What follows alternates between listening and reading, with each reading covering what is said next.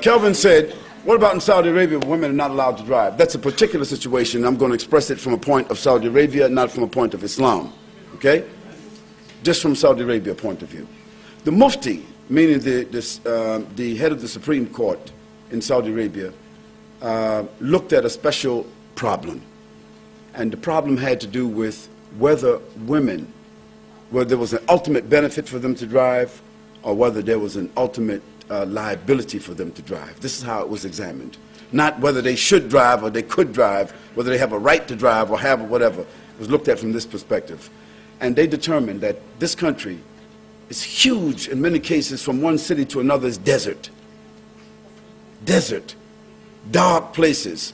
And sometimes a woman by herself driving would get a flat tire.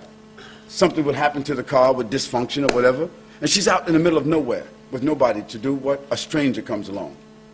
Now when that stranger comes along, it could be any kind of stranger. And now what happens, she is subject to being accosted, being raped, some harm. And if nothing happens, he changes her tire, he fixes, but some people roll by and see that man in her car or bending over or whatever, and they get back to her family and her town or her village. And because of their customs, it is said, we saw your mother, we saw your sister, we saw your wife on the road with a strange man. That woman's reputation may be damaged irreparably. Now, it is part of their custom that a woman's reputation means more than anything else. And so that Grand Mufti said that what we want to do is, if a woman wants to drive, she can get a license, but we want her husband or her brother or her family members to chauffeur her wherever she needs to go so that she would not be subject to this kind of situation. And that is the real issue.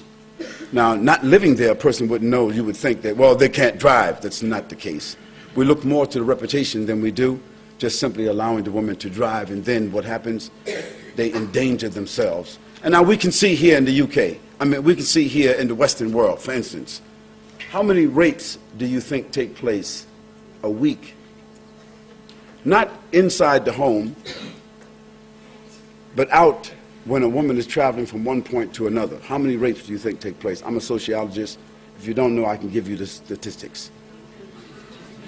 The statistics are, in the Western world, that there are 496 rapes that take place every week of women who are by themselves and they are accosted or they are raped or taken advantage of simply because they're by themselves. Now, I'm not suggesting that a law be enacted in the Western world like in Saudi Arabia. I'm saying that we need to look at that issue. Maybe we men in the Western world, we need to chauffeur our women. Well, that's another question, Calvin. I won't give you.